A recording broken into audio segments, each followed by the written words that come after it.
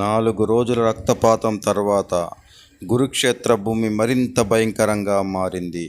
ఒకవైపు భీముడు తన వీరత్వంతో పాండవ సైన్యాన్ని చీల్చి చెందాడుతుండగా, మరోవైపు అర్జునుడు శ్రీకృష్ణుడితో కలిసి యుద్ధభూమిలో అగ్నిలా రగిలిపోయాడు. ఇదే మహాభారత కురుక్షేత్ర సంగ్రామంలోని 5వ రోజు. హాయ్ ఫ్రెండ్స్, మీరు చూస్తున్నది మన మహాభారత సిరీస్. ఈరోజు మనం తెలుసుకోబోతున్నాం కురుక్షేత్ర యుద్ధం 5వ రోజు ఎలా జరిగింది. భీష్ముడు ఆ రోజు ఎందుకు భయంకరంగా మారాడు, అర్జునుడు ఎలా ప్రతిఘటించాడు, ఎవరు విజయం వైపు అడుగులు వేశారు, అన్నీ పూర్తిగా ఈ వీడియోలో చూద్దాం. ఉదయం సూర్యుడు ఉదయించగానే కౌరవ సేనలు గర్జించాయి. శంఖానాదాలు ఆకాశాన్ని కంపింపచేశాయి. భీష్ముడు ముందుండి కౌరవ సైన్యాన్ని యుద్ధరంగంలోకి నడిపించాడు. ఆ రోజు భీష్ముడు పాండవులపై విరుచుకుపడ్డాడు. తన బాణాలతో వందలాది మంది యోధులను నేలకూల్చాడు. పాండవ సేనలో భయం మొదలైంది. ఇది గమనించిన అర్జునుడు శ్రీకృష్ణుడి రథంపై నిలబడి గాంధీవాన్ని ఎత్తుకున్నాడు. అక్కడి నుంచి యుద్ధం మరింత ఉత్కంఠంగా మారింది. భీష్ముడు మరియు అర్జునుడు, ఈ ఇద్దరు మహావీరుల మధ్య జరిగిన బాణ యుద్ధం కురుక్షేత్రాన్ని అగ్నిలా మార్చింది. అయితే ఆ రోజు చివరికి ఎవరి సేనలు ఎక్కువ నష్టం జరిగింది, భీష్ముడి ఆగ్రహం వెనుక అసలు కారణం ఏమిటి తెలుసుకోవాలంటే ఈ వీడియోని చివరి వరకు పూర్తిగా చూడండి. యుద్ధం ప్రారంభం అవగానే భీముడు తన సైన్యంతో వెళ్ళి మహర వ్యూహాన్ని చిన్నాభిన్నం చేసేశాడు.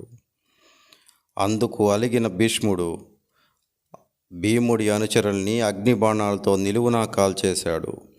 అది గమనించిన అర్జునుడు సూర్యుడిలా వచ్చి తాతగారితో తలపడ్డాడు. భీష్ముడు అహంకారి కాదు, అయినా గర్విష్ఠి కాదు. కానీ ఒకవేళ మనకు తెలియకుండా ఆయనలో గర్వం ఏదైనా ఉంటే ఆ ముట్టడిలో అర్జునుడు ఆ గర్వం మొత్తాన్ని ఖర్వం చేసేశాడు. ఆ రోజు దుర్యోధనుడు భీష్ముడిని వదిలి ద్రోణుడి చెంత చేరాడు. ఆయనను నిందాగర్భంగా కీర్తించాడు. శివకేశవులు వంటి తాతగారు మీరు ఉండి కూడా అర్జునుడు మన సైన్యాన్ని అల్లరి పెడుతుంటే చూస్తూ ఊరుకుంటారా? యుద్ధంలో మీరు తలుచుకుంటే ఆ పాండవులు ఇన్ని రోజులు మిగులుతారా? అసలు మనం ఎప్పుడో గెలిచి ఉండేవాళ్ళం అంటూ దుర్యోధనుడు పలికాడు. ద్రోణాచార్యుడు, దుర్యోధన, మనం పాండవుల్ని ఎప్పుడైనా ఒక్కసారైనా గెలిచామా? ఘోషయాత్రలో కానీ గోగ్రహణంలో కానీ ఎప్పుడూ మనం ఓడిపోవడమే కదా. నిత్యం ఓడిపోయేవాళ్ళం, ఈసారి మాత్రం గెలుస్తామని ఎలా అనుకున్నావయ్యా? సముద్రంలో అయినా తాటిబుర్ర వేసి నీళ్లు తీస్తే ఆ తాటిబుర్ర పట్టినన్ని నీళ్ళే వస్తాయి కానీ ఎక్కువ రావు అని చెప్పి పాండవ సేన మీదకు దూసుకుని వెళ్ళిపోయాడు. శల్య, భీష్ముడు ద్రోణునికి సహాయార్థం వెళ్ళారు.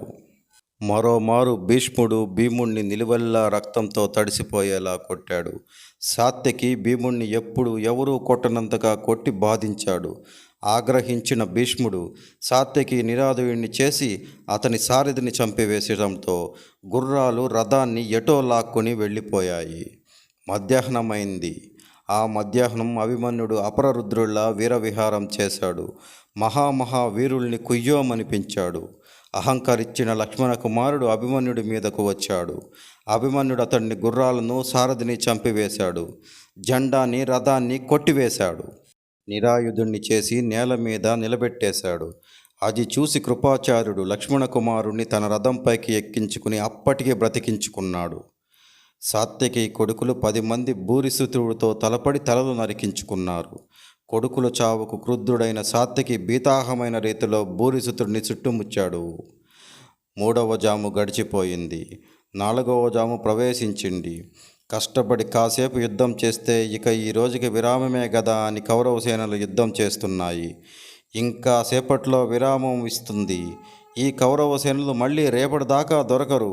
అందువల్ల ఇప్పుడే వీళ్ళ అంతు చూడాలి అని పట్టుదలతో పాండవ సేనలు యుద్ధం చేస్తున్నారు. ముఖ్యంగా అర్జునుడు అతి దారుణంగా యుద్ధం చేస్తున్నాడు. అర్జునుడిని వధించడమో నిరోధించమో చేయమంటూ దుర్యోధనుడు 25,000 మంది రథికుల్ని పార్థుని మీదకు మూకుమ్మడిగా పంపించాడు. సూర్యుడు అస్తమించే లోపలే అర్జునుడు ఆ 25,000 మందిని చంపివేశాడు. సూర్యుడు అస్తమించాడు. యుద్ధానికి విరామం ప్రకటించారు. పాండవ సేనులు అర్జునాభిమన్యులను, కౌరవ సేనులు భూరిశ్రవ భీష్ములను ప్రశంసించుకుంటూ తమ తమ శిబిరాలు చేరారు. విజయం ఎవరిదో తేల్చి చెప్పడం కష్టమయ్యేలాగా తటస్థంగా ఉంది ఆ రోజు. ఆ రాత్రి ఉభయ సైన్యాల వారు గీత, నృత్యాది కళా వినోద విలాసాలతో కాలక్షేపాలు చేశారు. అలా 5వ రోజు నాటి యుద్ధం ముగిసింది. రేపటి ఎపిసోడ్లో కురుక్షేత్ర సంగ్రామం 6వ రోజు మరింత భయంకరంగా మారబోతుంది. ఈ వీడియో కనుక మీకు నచ్చినట్లయితే సబ్స్క్రైబ్ చేసుకోండి, షేర్ చేయండి, లైక్ చేయండి. మరికొన్ని వీడియోలు మీ ముందుకు తెచ్చేటందుకు మేము ఎంతగానో ఆసక్తిగా ఉన్నాము. తప్పకుండా ఈ వీడియోతో చూసి అందరూ మమ్మల్ని ఆదరిస్తారని మేము సవినయంగా కోరుకుంటున్నాం. తప్పొప్పులేవైనా దొర్లినట్లయితే మరోమారు క్షమించమని మిమ్మల్ని సవినయంగా వేడుకుంటున్నాం. మీరు షేర్ చేసినట్లయితే ఈ వీడియో మరికొంతమందికి వెళుతుందని మేము భావిస్తున్నాం. దయచేసి అందరూ సహకరిస్తారని మేము పేరు పేరున అడుగుతున్నాం. మరో వీడియోలో మీ ముందుకు వస్తాం. జై శ్రీరామ్, జై హింద్, జై హింద్, జై హింద్.